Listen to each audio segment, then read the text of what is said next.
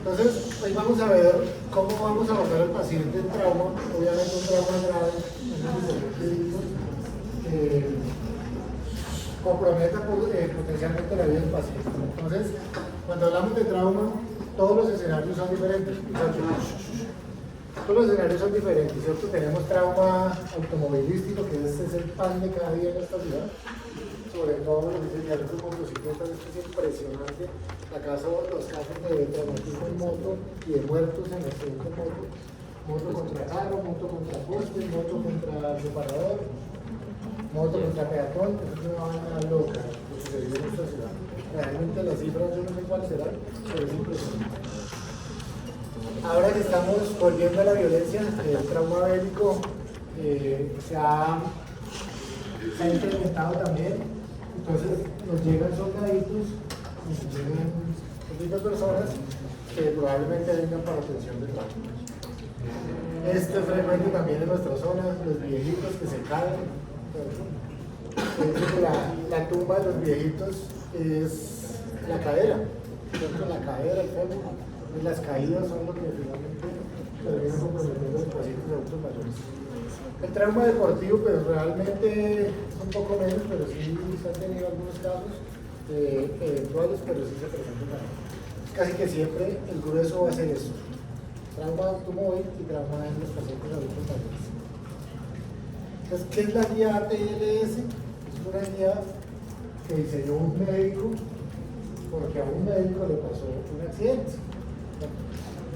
El médico iba con su familia, con su esposa y con sus dos hijas en un accidente automotor, se estrelló, se mató a la esposa, los hijos quedaron gravemente heridos, el hombre los llevó en el carro y resulta que el hospital más cercano de la atención primaria estaba cerrado, no había nadie para poderlo ayudar.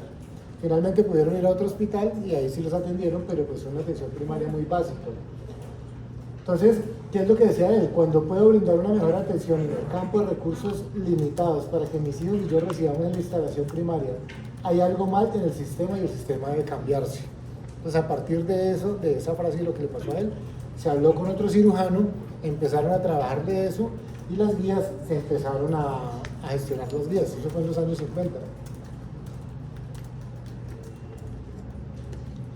Después las presentaron en un congreso mundial y ya son las guías que ustedes actualmente conocen, pero obviamente han tenido muchísimas actualizaciones de la mano de la evidencia que ellos habían de la reanimación del trauma.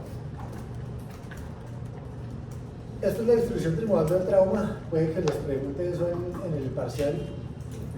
¿Qué es lo que pasa? Cuando una persona sufre un traumatismo, estoy hablando de traumatismos graves, aquí no vamos a hablar del que se machucó, el que se cortó un dedo, nada, de traumatismos graves. Hay algo que se llama la hora dorada del trauma, ¿cierto? En esa primera hora, si no se hacen unas medidas pertinentes para control del choque, control de todas las variables, es cuando más pacientes se mueren, hasta el 50% de los pacientes se mueren. ¿Qué quiere decir? Que el servicio de urgencia, ustedes donde ustedes llegaron 10 pacientes. Si no hicimos las atenciones primarias rápidamente, ¿cierto? Agresivamente, de esos 10, 5 se van a morir por mala atención. La hora dorada del trauma es sumamente importante. Estas son las lesiones que comprometen la vida: trauma craneoencefálico severo, trauma aórtico, o sea, los traumas de grandes vasos, traumas de la médula espinal, trauma raquimedular y trauma o contusión miocárdica. Son como las lesiones potencialmente, y falta pulmón también, pero son las que potencialmente comprometen la vida.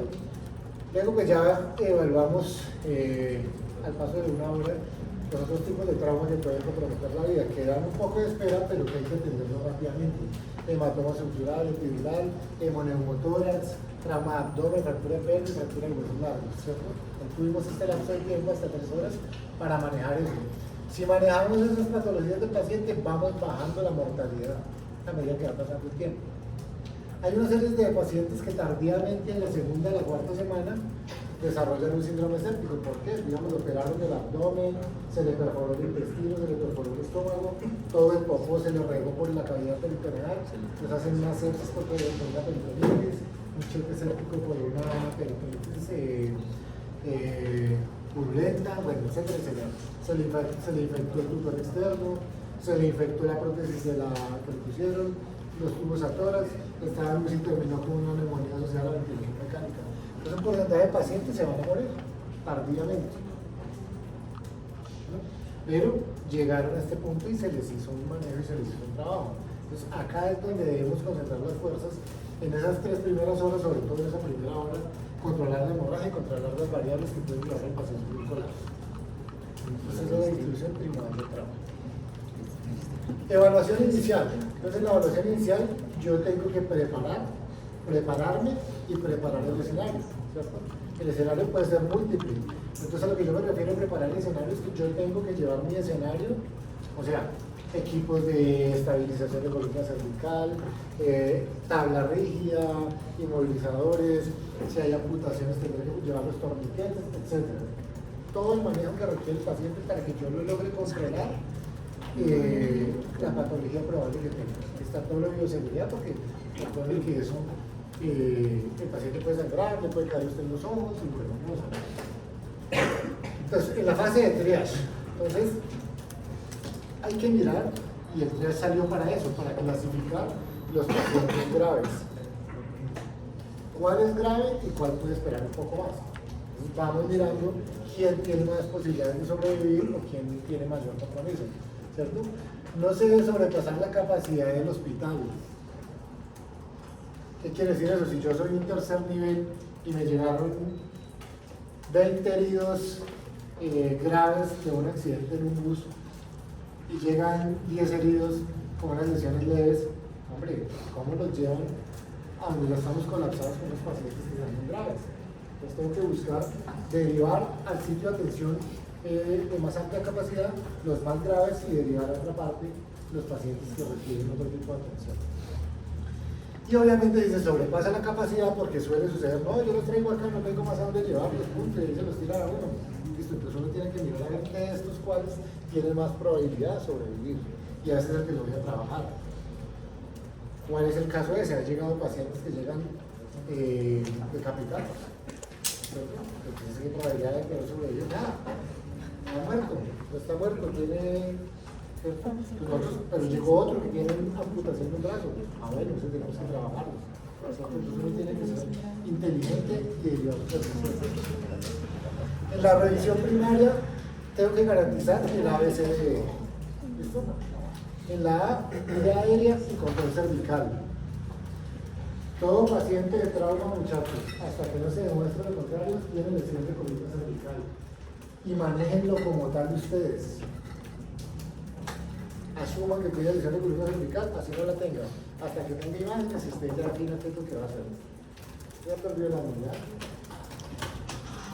Joven, tarde. Última clasita de la. En cuanto a la respiración y la ventilación, tengo que hacer las maniobras de atracción mandibular para despejar la vía aérea y garantizar la respiración y ventilación del paciente. ¿Cierto? Entonces debo hacer de esta manera, tracción mandibular. No voy a hacer frente mentón porque ya sé que el paciente potencialmente puede tener trauma de columna cervical. Así lo voy a hacer. A nivel circulatorio, pues establecer un acceso vascular y control de la hemorragia. Hay varias formas de controlar la hemorragia. Acá simplemente tiene una herida grande, profunda, sangrante.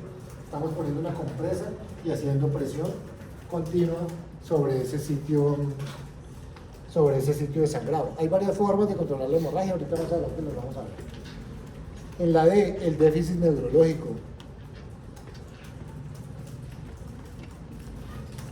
Hay algo que se llama la escala de coma de Glasgow, que me imagino que la han escuchado todos. El Glasgow se diseñó para trauma.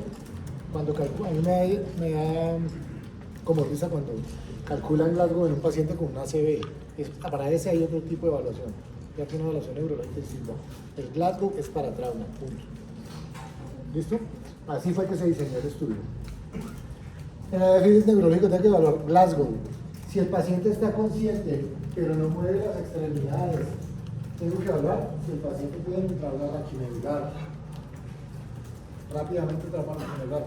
No, doctor, no siento nada. No puede mover nada, no siento nada. Le hacen tacto rectal, tiene pérdida del coso rectal. Si ese hombre puede tener priapismo, esos son signos de lesión de columna cervical y de compromiso medular.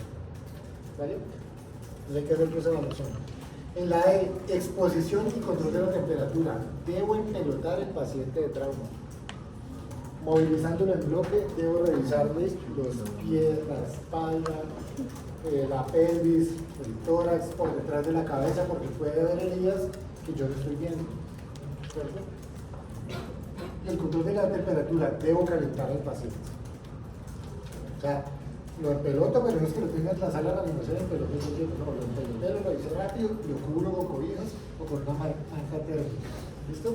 Entonces, revisión primaria se compone de estos parámetros: A, B, C, D, E. ¿Listo? Eso es lo que ustedes tienen que hacer. Vía aérea con control de lesión cervical. Si sospecho que tiene lesión de columna cervical, hago tracción mandibular. ¿Cierto? Abro la mandíbula, no hago frente montón. Elegir una vía aérea definitiva. Si el paciente tiene lesión de columna cervical, puede que el paciente se quede, usted lo va respirando, pero más adelante se quedan esos pacientes. O tiene un trauma, un tórax inestable, se quedan los pacientes y no son capaces de respirar. Usted los ve inicialmente bien, pero al ratito ya están parados. Entonces elijo la vía aérea definitiva. Lo más seguro que es intubar al paciente. ¿Listo? Voy a intubar al paciente. Si no lo puedo intubar, si ustedes están en un lugar, una máscara de la laringe y para su segundo nivel. ¿Listo? Mover poco la columna cervical. Se necesita mucha gente para inmovilizar la columna cervical. Se necesitan al menos 3 personas para intubar al paciente con lesión de columna cervical. Si tiene imágenes, estabilice la columna y hágale las imágenes pertinentes. Una radiografía de columna cervical puede aportar, pero pues realmente lo que el paciente necesita es una tomografía. O a ver si hay aplastamiento, a ver si hay invasión del canal medular, o a ver qué es lo que pasa con esa columna. ¿Listo? Entonces tenemos que evaluar al paciente con lesión de columna cervical. Pacientes de bajo riesgo de lesión cervical. Ausencia de dolor en la región media posterior de la columna. Tengo que palpar las apófisis espinosas.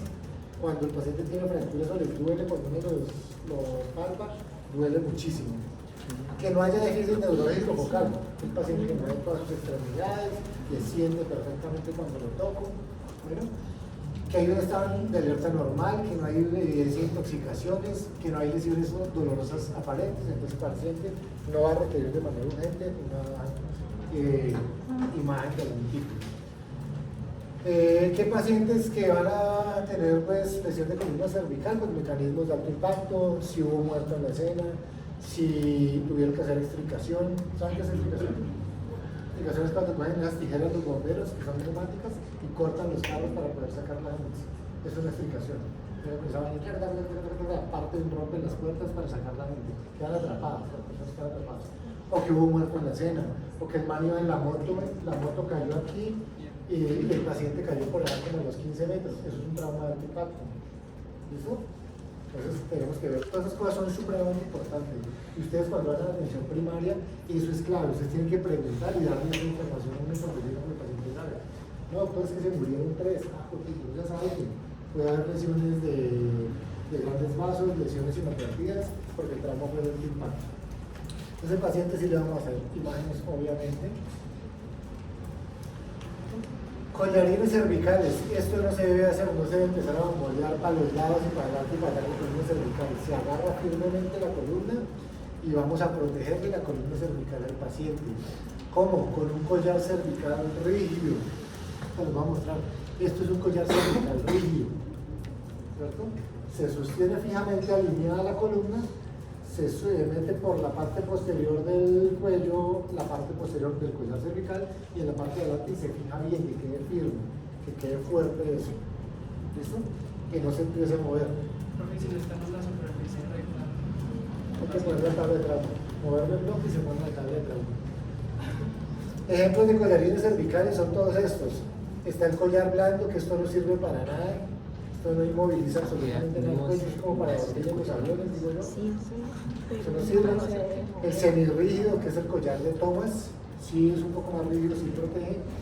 En resumen, este rígido, que es el collar de Filadelfia, o este que es el rígido con inmovilización completa, que fíjense que inmoviliza hasta abajo la columna cervical, son los más eficientes. Yo diría que estos son los más eficientes. Inmovilizan la columna cervical en aproximadamente un 80%. O sea, sirven, pero hay un 20% que no son tan, porque la columna no queda bien fijada. Entonces yo tengo que seleccionar el collar cervical ideal para el cuello de cada paciente. Digamos, o sea, para un niño no le vamos a poner un M, un L. Tengo que mirar a ver que le fije bien, que le proteja bien y que la columna no empiece a bailar para lado y lado. Tiene que protegerle sobre los hombros y la columna cervical de atrás. Entonces, cuando tengan traumas, esto es lo que nos dice la ley, la norma colombiana de tránsito, que llevar esto en el carro, pero esto no sirve para nada. Si moviliza por ahí un 10 o un 20%, o sea que eso y nada es lo mismo. Bueno, entonces estos son los collares que vamos a utilizar de esta manera. Acá hay otro, collares de vacío que se inflan, también son una opción si no tengo nada más, pero recuerden, el rígido es el que me va a dar la inmovilización completa. En la B, respiración, que la vía aérea esté permeable, ¿cierto? Y que el paciente ventile adecuadamente, esos son mis objetivos. Se debe auscultar al paciente primero. ¿Para qué? Para ver si tiene neumotórax o tiene un hemotórax. Cuando hay un hemotórax, se siente mate la percusión, ¿listo? Y no se ausculta nada, se escuchan oídos los ruidos de los piroteles de ese tórax. Cuando hay un neumotórax, se escucha timpánico. Puede haber asimetría del tórax, se ve inflado. Y puede haber enfisema subcutáneo. Mirar a ver cómo están las costillas, ¿no? Si hay varios niveles de costillas que se viesen fracturadas, si el tórax esté soplante, o sea, tengo que mirar, evaluar todo eso para ver cuál es la patología probablemente del trauma. Recuerden que los asesinos del tórax son la contusión miocárdica, ¿cierto? El neumotórax de atención y el hemotórax masivo. Estas patologías, el taponamiento cardíaco, todos estos requieren algún tipo de cirugía. Si está taponado, requiere una ventana pericárdica. Si tiene un neumo, lo puncionamos y lo comprimimos y le pasamos un tubo a tórax, si tenemos experiencia. Si tiene un hemotórax, le pongo una toracostomía también. Esta es la tríada de Beck, después de salir en el parcial, que sugiere el diagnóstico de taponamiento cardíaco. ¿Cuál es esta? El paciente está hipotenso, ¿cierto? Tiene ingurgitación yugular, usted mira el cuello y tiene ingurgitación yugular, y los ruidos cardíacos están velados, o sea, usted los oculta, los focos, los 4 focos del corazón, y no se escucha nada. Eso es una tríada de Beck. Si eso está presente, su paciente tiene un taponamiento cardíaco, hasta que no se demuestre lo contrario.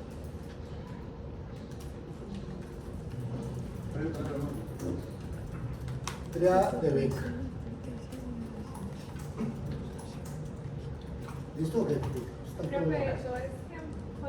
Signos de taponamiento cardíaco. Sugiere diagnóstico de taponamiento cardíaco. Bueno. Circulación y control de la hemorragia. Entonces, la hemorragia es la causa de muerte prevenible más importante, ¿cierto?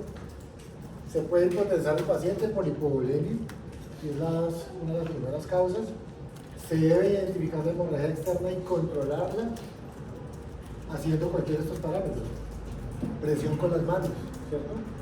Hago firmemente presión con mis manos con una compresa hasta que se agarre, que se consiga el sangrado. O aplico un vendaje compresivo. Le hago presión mientras le pongo algo compresivo, un espadadrapo con una compresa bien agarrada para parar el sangrado. O coloco un torniquete. Pero el torniquete no es en todo paciente. Torniquetes son amputaciones por heridas de trauma de guerra. ¿Listo? En esos dos contextos. En trauma, en heridas de guerra y en amputaciones. Profe, en una herida profunda, por ejemplo. Ahí le haces compresión con la mano o compresión con una de compresión. La cosa es que no le paro con nada, ahí sí ya no hay que hacer. Pero el torniquete. El otro, el déficit neurológico, hace la escala de Glasgow, ¿cierto? Simplemente son las formas de cómo controlar la hemorragia, ¿cierto? Presión con la mano, presión con un vendaje, con un compresivo, o la aplicación del torniquete. ¿Listo? Son las formas como vamos a controlar las hemorragias. Obviamente si es un trauma en abdomen, pues qué torniquete lo voy a poner ahí. Es para extremidades. En la D, déficit neurológico. Evalúo estos 3 parámetros. El Glasgow se compone de 15 puntos. Evalúo la parte ocular, 4 parámetros.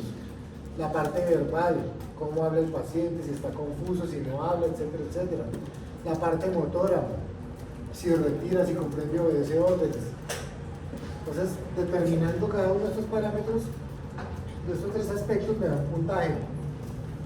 Entre más bajo es el Glasgow, peor está el paciente neurológicamente. Recuerden que todo Glasgow menor a 8 se debe intubar. ¿Listo? Esa es indicación de intubación aquí y en Cafarnaum.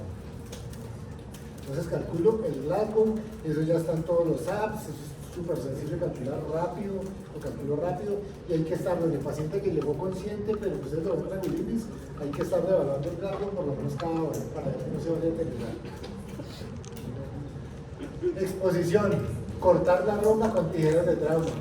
¿Listo? Se corta la ropa, necesito ver de dónde está saliendo. Ay, no, que tiene una camisa voz, a mí no me importa, la corto. ¿Listo? Él tiene un pantalón que le mandaron a Calvin Klein, lo siento, había el pantalón, ¿listo? Entonces lo corto y le desnudo y le miro a ver el sitio donde esté comprometido, ¿vale? Vamos con eso, ¿qué les mantener la normotermia, listo, ya lo evalué, ya lo desnudé, pero tengo que calentarlo. Evitar que pierda calor el paciente. Entonces, mensajes para recordar: monitoría electrocardiográfica para todos los pacientes politraumatizados. Número 1, sonda urinaria, no en pacientes que tengan sospecha de ruptura de la vejiga. ¿Cuáles son los pacientes que ustedes ven un hematoma en la pelvis o tienen traumatizado, roto el pene o la vulva, la vagina? ¿Cierto? Que se note una lesión evidente, que se vea abierta, que se vea grandota. Sonda nasogástrica que evite la broncoaspiración y en el alto riesgo de broncoaspirar a los pacientes.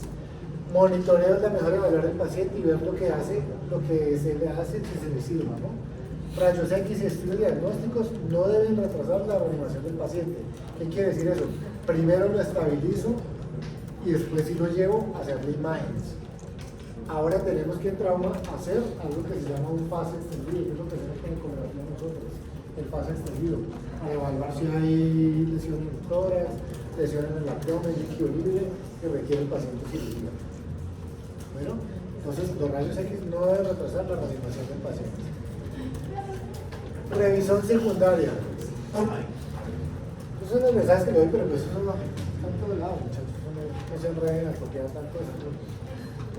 Entonces, revisión secundaria que recomienda la TLS. Hay un acrónimo que se llama el SAMPLE. SAMPLE amplia. Es el acrónimo, ¿listo? La S de signos y síntomas. Evaluar el cuadro clínico del paciente. Focalizado. No me va a empezar a preguntarle, ay, que su abuelita se murió hace 30 años, ¿de qué? No, a nadie le importa eso en ese momento. Usted venía, tomó licor, venía consumiendo sustancias, traía puesto el casco, toda esa es la información que yo necesito, focalizada. ¿Listo? Antecedentes, obviamente lo que sea relevante. No, doctor, yo tengo antecedentes que múltiples fracturas, bla, bla, bla. Es cosa. Doctor, a mí me pusieron un clavo intramedular hace 20 años por una fractura. Usted ya sabe que no lo puede meter en un resonador, hacerle imágenes. Cosas que sean relevantes. Patologías, enfermedades crónicas degenerativas, la última comida, si usted lo puede averiguar. No, el man estaba bebiendo, salió borracho, se comió. Usted sabe que ese paciente es estómago lleno y que cuando lo vaya a intubar le va a ofrecer un reto. ¿Listo? Igual, todo paciente en trauma, todo paciente en trauma asuma que tiene estómago lleno. Punto. ¿Listo? Para de contar. Eventos previos, lo que pasó antes del accidente, que estaba haciendo tipo, si tuvo algún síntoma. Hay gente, por ejemplo, que se ha infartado y manejando, ¿cierto? O van montando bicicleta, se infartan, andando incluso en el barranco, pues no fue un accidente de tránsito, sino que se infartó y que tuvo un accidente en la bicicleta. Alergias importantísimos, pues si podemos saber si el paciente tiene alergias, si ha hecho alergias, si ha hecho alguna reacción transfusional previa, por esos pacientes les vamos a poner sangre como un berraco. Medicamentos, si el consumo de medicamentos, patologías degenerativas, libaciones, si consumió alcohol, ¿cierto? O sea, si estaba conspirado o algo. y los antecedentes previos de que pasó el accidente. Entonces, este acrónimo nos ayuda como a agrupar la mayoría de cosas urgentes, importantes que necesitamos saber nosotros en ese momento. Ya después de que lo hayamos hecho cada uno, nos preguntamos que si la abuelita se murió de infarto, si no se murió, todas las cosas crónicas que pueden ser asociadas. Complemento de la revisión secundaria, ahí sí están las radiografías, tomografías, fluorografías con contraste, angiografías, ecos, bueno, todo lo que usted requiera previamente. Pero ojo, para yo llevar un paciente imágenes, el paciente tiene que estar estable. Un paciente inestable, choqueado, no se traslada acá, porque en ese momento se les va a morir. En el momento que usted le pasa de la camilla al tomógrafo, ahí fue, ahí llegó su paciente. Entonces, sample y vía aérea, objetivo de la intubación traqueal, proporcionar seguridad a la vía aérea, suministrar oxígeno, lo que ya hemos hablado previamente, nos va a servir para ventilar al paciente con ventilación mecánica, previene la broncoaspiración. Recuerden que el único dispositivo que asegura realmente la vía aérea y la isla es el tubo orotraqueal. No hay ningún otro dispositivo que aísle la vía aérea. ¿Listo? O sea que con una máscara laringe tiene el riesgo de broncoaspirarse el paciente. Trauma laríngeo, ¿cuándo lo voy a sospechar? Cuando el paciente está ronco. Cuando hay lesiones o hematomas en el cuello que yo vea, ¿cierto? Cuando el paciente fue un paseo de ahorcamiento, eso es trauma, paseo de ahorcamiento, usted le nota las marcas del lazo, que se intentó ahorcar. ¿Listo? Que haya enfisema subcutáneo. ¿Saben qué es un enfisema subcutáneo? Un enfisema subcutáneo. ¿Alguna vez han tocado esos plásticos de bolitas que vienen envueltos en los electrodomésticos? Ese sabe. Ustedes palpan eso así en la piel y la piel se ve como bolitas de aire, con ese plástico de las bolitas. Eso es un enfisema subcutáneo. Puede estar ¿por qué? Porque se rompió la laringe y permite fuga sobre los tejidos subcutáneos. Y obviamente que usted vea una deformidad de la palpa y se nota eso por una certeza. Eso nos hace sospechar que tiene una laringe. Ese paciente hay que asegurarle la vida rápido, tiene que verle un cirujano rápido para que le haga una traqueostomía. ¿Listo? Se evalúe signos de obstrucción de la vía aérea. Si el paciente pues definitivamente no le entra aire a los pulmones, si tiene usted una radiografía que no hay nada de aire en los pulmones, si el paciente aumenta el trabajo respiratorio, si hay una respiración paradójica, ¿cierto? Aumento o uso de músculos accesorios, si usted se nota que el paciente inhala pero que no logra pasar del aire de aquí para abajo, no pasa absolutamente nada, pues tiene que variar lo que el paciente tenga los signos de obstrucción de la vía aérea. Y tenemos que hacer las medidas de control. Obviamente no hay trauma, pero hacemos lo que les enseñaron en la charla, que van a aprender los de hoy, a sacar el cuerpo extraño con la magia. ¿Listo? Eso es lo que vamos a hacer. Tenía una vía aérea definitiva, la definitiva es intubar al paciente, punto. Si ustedes no pudieron intubar cuando están en la atención hospitalaria o en el primer nivel, pues me lo llevo con una máscara laringe, lo importante es ventilar al paciente. ¿Listo? O cuando ya se entrenen y aprendan a hacer una cricotiloidotomía. Eso también se tiene que aprender a hacer. La idea es que lo aprendan y si no, el paciente debe ir intubado. La técnica de intubación orotraqueal. Ustedes van a ver que hay muchos protocolos de intubación orotraqueal. En cuidado intensivo nosotros utilizamos varios algoritmos, ¿cierto? Este es el protocolo de Montpellier, que es el que aplica para cuidado intensivo. Se divide en 3 fases: preintubación, durante la intubación y posintubación. Entonces, ¿qué debe haber en la preintubación? 2 operadores, o sea, 2 personas expertas que manejen la vía aérea, siempre a las 2. Dar una carga de líquidos, ¿para qué? Para que cuando usted ponga los sedantes el paciente no se le hipotense tanto, ¿cierto? O 200 mililitros si el paciente tiene falla renal. Vaya preparando, le dice la enfermera que prepare la sedación para la infusión continua que le va a poner después. Preoxigenamos al paciente, hay varias técnicas. Usted lo pone a inhalar, que de 4 o 6 inhalaciones profundas, ¿cierto? O lo puede poner a respirar con el dispositivo bolsa máscara, que él respire. O que el dispositivo bolsa máscara, el paciente respire y usted se le da el flujo libre. O si el paciente está en apnea, usted le da un DPT, solamente si está en apnea, ¿listo? O con la ventilación mecánica, pero si no tienen ventilación mecánica no invasiva, lo hacen de esa forma que les digo. Durante la intubación, la secuencia de rápida intubación, utilizamos los medicamentos pertinentes para el paciente. Nosotros en paciente crítico, nosotros no recomendamos la succinilcolina. La succinilcolina aumenta los niveles de potasio, aumenta el riesgo de acidosis metabólica, entonces nosotros no lo usamos. Eso lo utilizan sobre todo los anestesiólogos con los niños. Nosotros lo utilizamos como relajante neuromuscular el rocuronio. Es el medicamento ideal para intubar, ¿cierto? Inicia rápido la acción, dura poco la acción y tiene antídoto. Entonces es el mejor relajante. Hacemos maniobra de Selling para proteger la vía aérea en la regurgitación. Posintubación, confirmamos inmediatamente intubado al paciente, los 5 focos auscultatorios. Si tengo cardiografía, pongo una norepinefrina si el paciente está hipotenso. Continuamos la sedación, iniciamos la ventilación mecánica y iniciamos la ventilación protectora en ese paciente, pero pues para que lo conozcan, eso todavía no se los voy a preguntar, pero ya cuando estén en séptimo sí les pregunto esas cosas. Se las volvemos a ver en séptimo. ¿Qué debo hacer entonces? Predecir el riesgo que tiene el paciente de vía aérea difícil. ¿Cómo lo predigo? Observando el paciente. Si el paciente se puede sentar y puede hablar y sacar la lengua, le hago el malampatio. ¿Listo? Para evaluar el riesgo de vía aérea difícil. Evalúo si tiene el cuello grueso, si tiene el cuello corto, si tiene múltiples fracturas faciales. Pues hago una evaluación rápida. Planeo qué es lo que voy a hacer para la intubación. Preparo todos los dispositivos y los medicamentos que requiero para asegurar la vía aérea. Preoxigeno al paciente, como les mencioné previamente, ¿cierto? Premedico al paciente, le pongo los líquidos, le pongo algún ansiolítico o le doy iniciando vasoactivos si el paciente está hipotenso.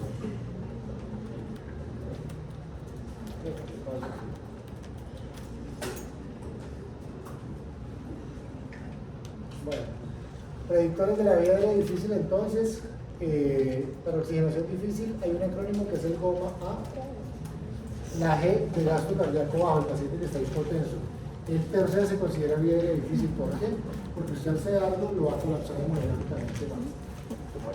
O los pacientes obesos que tienen el cuello muy grueso, que tienen el cuello corto, ¿cierto? Las maternas por encima de la semana 26 son vía aérea difícil, porque las mamas son más prominentes, ¿cierto? Se acercan más al cuello y se desaturan más rápido. Los pacientes se desaturan más rápido. La anemia, obviamente, el paciente va a estar hipoxémico, o si tiene ocupación alveolar, sangre, si está con la neumonía, cualquier cosa, que le ocupe los alveolos, se desatura más rápido el paciente. Entonces, eso es predictor de vía aérea difícil para oxigenación difícil.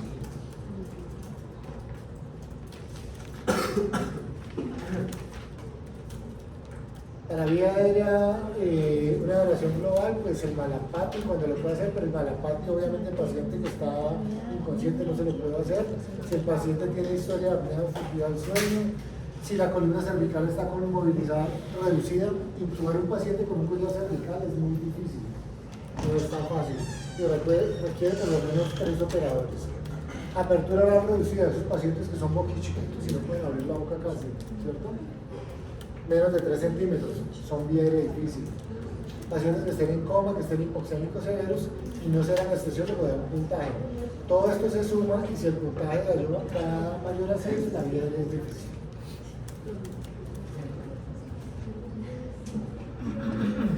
¿Qué paciente es de difícil ventilación con dispositivo bolsa máscara? Gemir.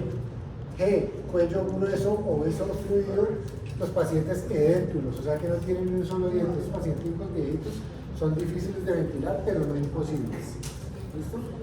Cuando avancen a séptimo les enseño cómo es que se ventila un paciente edéntulo, porque hay técnicas para ventilar un paciente edéntulo.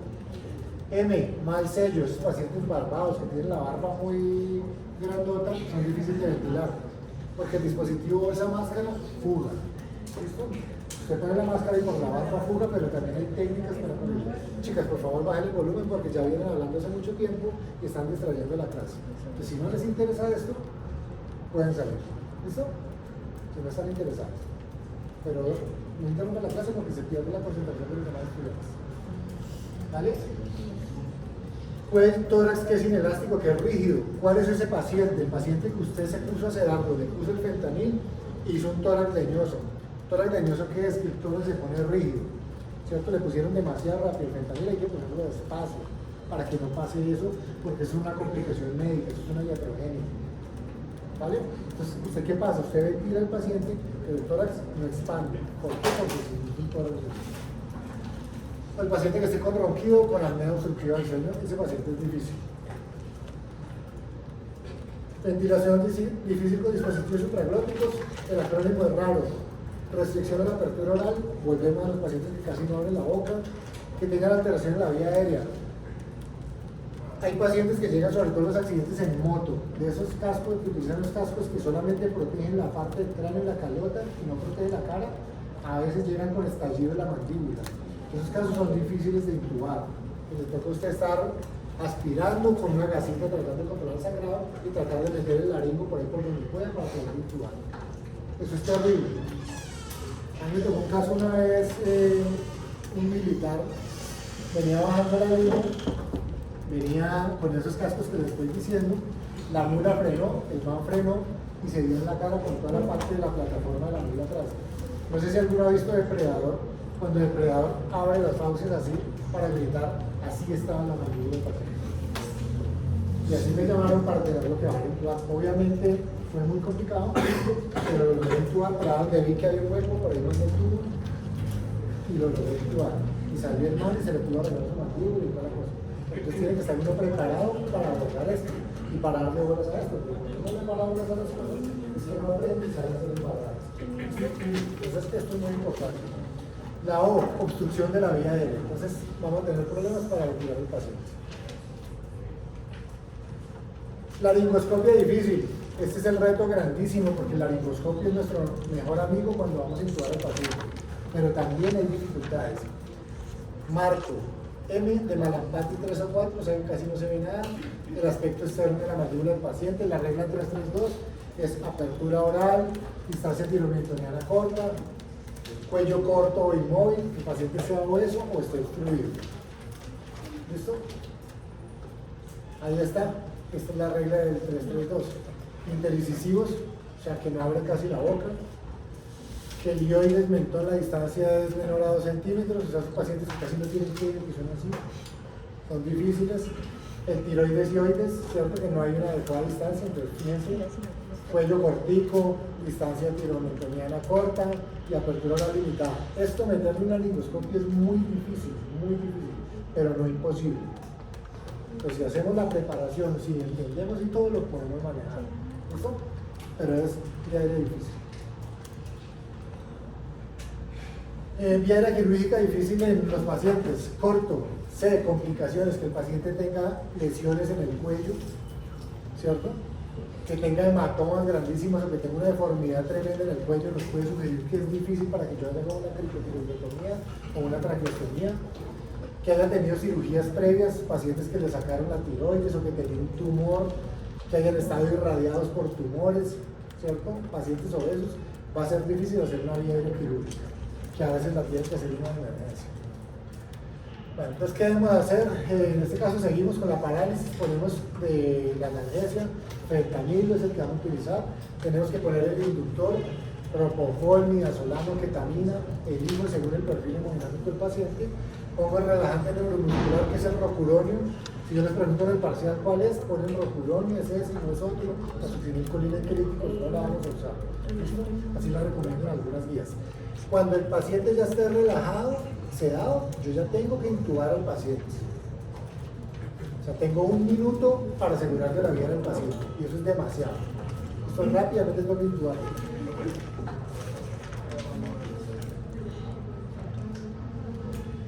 Ventilar adecuadamente al paciente, siempre confirmar que el paciente haya estado bien intubado, posintubación, inflar el neumotaponador, ¿cierto? Se retira con cuidado la guía del tubo y se ventila ahí el paciente. ¿Cómo hace que no brinda protección? ¿El qué? La maniobra de Burr básicamente no es tanto para proteger, sino para exponer mejor la vía aérea. Celix y expone. Las dos exponen, pero en menor medida el Burr. ¿El Burr qué es? Es hacer una presión, ¿cierto? Que es back, up, right pressure. ¿Para qué? Recuerden que con el laringoscopio yo entro por la izquierda, tracciono la lengua hacia la izquierda, ¿cierto? Eso es lo que hago normalmente. Con el Burr, yo lo que hago es que muevo la laringe a la derecha. ¿Para qué? Para que se me alinee todo. El duro es para eso. Hay pacientes que ustedes llegan con el Cormac 3, o sea que no se ve casi nada, y usted con el blue lo pasa a uno. Muy interesante eso porque realmente sirve para visualizar diarias. Pero Selling es quien protege bien la realidad. Niveles de presión arterial de oxígeno y saturación de la hemoglobina. Entre el paciente más desaturado esté, y mire, esto es lo mínimo que debemos tener y que lo hay en todos lados, hasta en el regular ustedes tienen que tener pulsoxímetros allá, ¿cierto? Cuando el paciente está demasiado saturado, quiere decir que la presión arterial de oxígeno está muy baja. Un paciente que ustedes tienen saturando está a nada de hacer una parada cardiorrespiratoria. ¿Listo? En cualquier momento va a ser un paro. Listo, esto es lo más complejo de manejar, que es el estado de shock. Un estado de shock es una manifestación de una disfunción en el aparato circulatorio de mi paciente, que puede llevar a hipoxia celular, hipoxia tisular y muerte. En su peor escenario, cuando progresa el shock, es una falla, una disfunción orgánica múltiple, ¿cierto? Circulatoriamente y hematológicamente es insuficiente el oxígeno para llegar a los tejidos, ¿vale? Entonces el paciente tiene riesgo de fallecer por eso. Entonces esto es lo más grave cuando nos llega el paciente traumatizado, que nosotros tenemos que movernos con esto porque si no se muere el paciente en la primera hora. Abordaje cuando hay el shock, pues clínicamente usted evalúa cómo está el paciente, está hipotenso, está hipoperfundido, tiene un llenado capilar dentro, está moteado, está sudoroso pegachento, sudor frío, bueno, entonces sí está choqueado. Y evaluar si hay un neumotórax de atención, ese se comporta el neumotórax de atención como un choque obstructivo, no lo olviden. Está desviado el tórax, desviado el pulmón por el neumotórax y comprime el corazón, o sea que se comporta como un choque obstructivo. Neurogénico y lesión extensa del sistema nervioso central, llámese médula o llámese cerebro. Lesión de cordón espinal, hay una vasodilatación y una hipovolemia relativa. El paciente puede estar hipotenso, bradicárdico en el choque medular. Entonces siempre evaluar esos parámetros, tórax y neurológicamente cómo está. Esto, muchachos, es lo mismo de la repetición de los repetidores de siempre. Yo tengo que optimizar los determinantes del gasto cardíaco. Estos son los determinantes del gasto cardíaco nuevamente. Esta es la fórmula del gasto cardíaco. No confundan precarga, contractilidad, poscarga, que son los determinantes, con la fórmula. ¿Listo? ¿Listo, Sebastián? ¿Están de acuerdo? ¿Sí? ¿Están de acuerdo con esto? ¿Cómo es la fórmula del gasto cardíaco? Ahí la vio. Gasto cardíaco por frecuencia cardíaca. Gasto cardíaco, frecuencia cardíaca por volumen sistólico. Lea por lo menos bien y para que le vuelva a sacar lo que le estoy diciendo. Entonces, una cosa, porque esto siempre pierden esta pregunta. Les pregunto, ¿cuáles son los determinantes del gasto cardíaco? Y me ponen esto, frecuencia cardíaca por volumen sistólico. Entonces está mal, eso no es lo que yo les estoy preguntando. Si yo les pregunto la fórmula, pongan la fórmula, porque los determinantes son estos. Entonces yo tengo que optimizar los 4 determinantes del gasto cardíaco en los pacientes en estado de shock. ¿Listo? Respuestas compensatorias al sangrado, pues el paciente se pone taquicardia. ¿Por qué? Porque está anémico. ¿Por qué? Porque está con dolor. Porque a expensas de frecuencia cardíaca trata de compensar el gasto cardíaco bajo. El cuerpo trata de defenderse, pero ojo, esto es en las fases iniciales. Yo lo corrijo rápidamente, la causa de esto, el paciente se va a morir. Liberación de catecolaminas endógenas por el trauma, por dolor, aumento de la resistencia vascular periférica y empieza a haber un metabolismo anaerobio. Esto es el peor escenario en que podemos dejar caer a un paciente. Cuando el paciente está anémico, yo no lo he transfundido, está hipoxémico, no le he puesto oxígeno, estoy ayudando a que el paciente se me muera más rápido y entre en el metabolismo anaerobio. Entonces todo esto tiene que ir trabajando rápidamente y todo al mismo tiempo. Esto no es pasito a pasito, es todo al mismo tiempo. Hipoxia celular, pues empieza a haber edema del retículo endoplásmico, daño en la mitocondria. Recuerden que la mitocondria produce la energía, 36 de ATP, ruptura de los lisosomas, liberación de enzimas, sodio y agua ingresan a la célula. Esto con ¿qué es lo que pasa? Pues aumenta y se hace un edema cerebral, alteración del caso intercelular y la muerte celular. Esta es la secuencia de eventos cuando un paciente se permite que haya una hipoxia celular. Esto estamos hablando a nivel micro celular. ¿Listo? A eso es lo que está pasando finalmente y el paciente presenta. Entonces no debemos permitir que eso pase. Tratamiento. Lo primero que debo poner, componentes sanguíneos. ¿Listo? Componentes sanguíneos, muchachos. El paciente sangró, lo que necesitamos es ponerle bulimia. Lo más parecido a la sangre, pues obviamente es la sangre que estoy transfundiendo de otra persona. Puedo ponerle sangre total, concentrar en glóbulos rojos, debo poner plasma también, porque el plasma tiene factores de coagulación que evitan que el paciente siga sangrando. Plasma fresco congelado o crioprecipitados cuando necesito reponer fibrinogen. ¿Listo? No usar vasopresores hasta que no haya utilizado hemoderivados y cristaloides. ¿Listo? Lo que tiene mayor evidencia en reanimación son los cristaloides. Pero ojo, los cristaloides no debo poner esos volúmenes violentos de líquidos que veo que ponen en urgencias. No, y llegan sacando pecho, doctor, le puse 3.000 de líquidos. Y es un man que viene coagulopático. Cuando yo le pongo demasiados líquidos, aumento la coagulopatía por dilución. Es una secuencia de cosas mal hechas. Pues ponemos sangre primero, ponemos cristaloides de una manera restrictiva, ¿cierto? Se llama una reanimación seca, se llama eso. Y ya cuando una vez hice todas estas cosas y el paciente no mejoró, ahí sí utilizo el vasopresor. Pero primero debo reponer esto, porque el paciente está anémico, porque está hipovolémico. No se les olvide esto jamás, muchachos, este es el diamante de la muerte.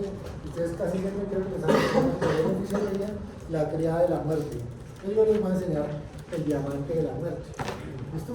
La triada de la muerte es esto: hipotermia, coagulopatía y acidosis. Por eso se mueren los pacientes. La acidosis, ¿por qué? Porque hubo un incremento en el ácido láctico. ¿Por qué? Por la anemia, por el estado de choque, por la hipoperfusión. Se aumenta la tapa. Hay una coagulopatía por consumo excesivo de factores. ¿Qué hace el cuerpo? Hay un sangrado, yo empiezo a agotar mis factores. Las plaquetas se empiezan a agotar también. Se están consumiendo tratando de hacer el tapón para parar el sangrado. Y aparte de eso llega un médico inteligente y va y le pone 3.000 de líquidos.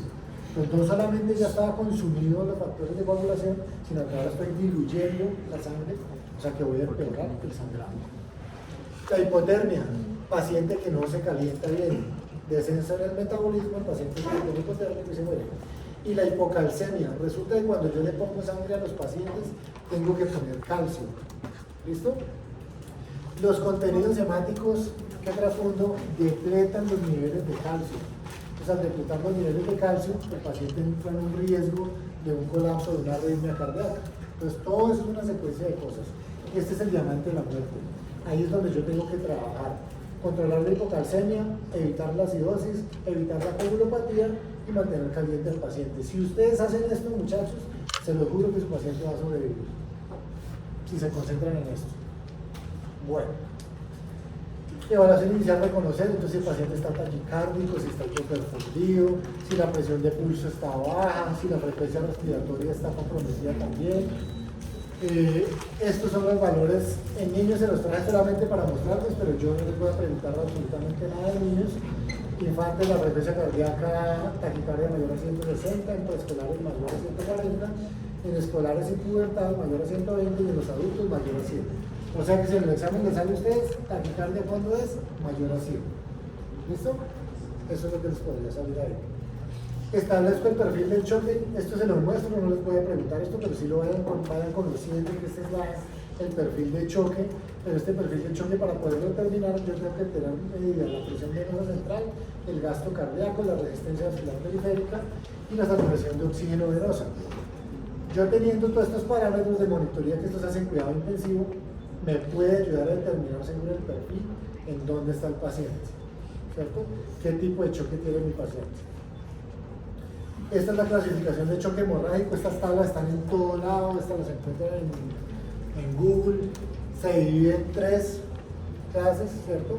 Tiene una serie de parámetros: cuánto sangrado aproximado fue, el sangrado en porcentajes, la frecuencia cardíaca cómo está, la presión arterial, la frecuencia respiratoria, la diuresis y el estado neurológico.